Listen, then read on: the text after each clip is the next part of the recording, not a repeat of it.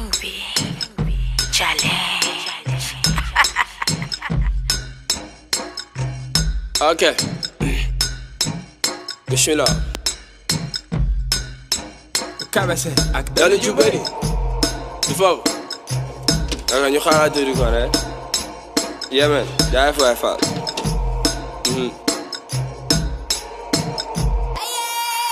Ok. Et dalu ju bëri day wàññi xel. Comme xalaat bu bëri day tax a doof. Daf yëpp àjjana lañ bëgg dem. Te ba léegi xamuñu nu mu mel. Tey àdduna daal lépp kumpa la. Ku gis-gisam gàtt rek gumba la. Ndax gumba yaa ngi gis lu ñëwagul.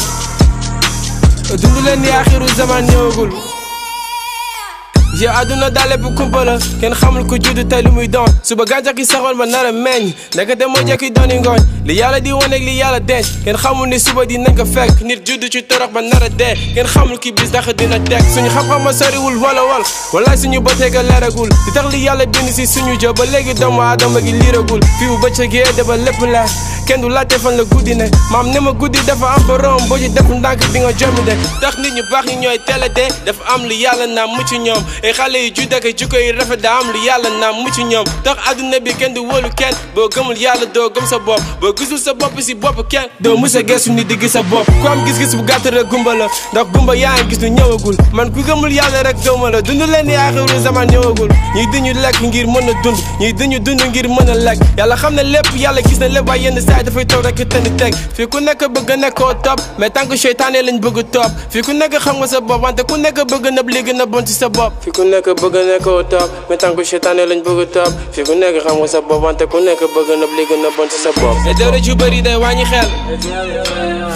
Comme xalaat bu bëri day tax a doof. Daf yëpp àjjana lañ bëgg dem. Te ba léegi xamuñu nu mu mel. Tey àdduna daal lépp kumpa la. Ku gis-gisam gàtt rek gumba la. Ndax gumba yaa ngi gis lu ñëwagul. Dundu leen ni axiru zaman ñëwagul.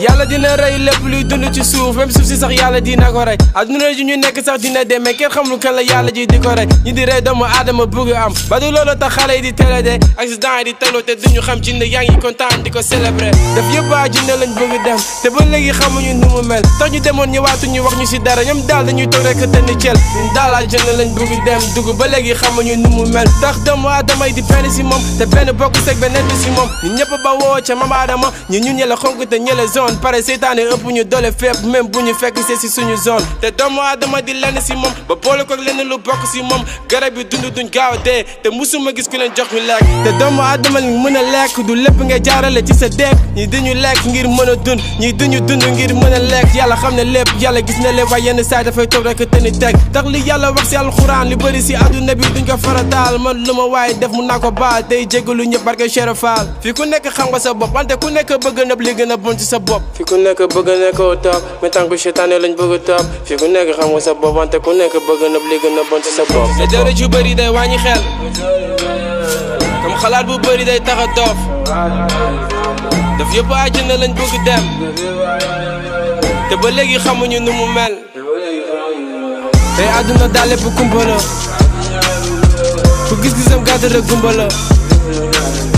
Ndax gumba yaa ngi gis lu ñëwagul. Dundu leen ni axiru zaman ñëwagul.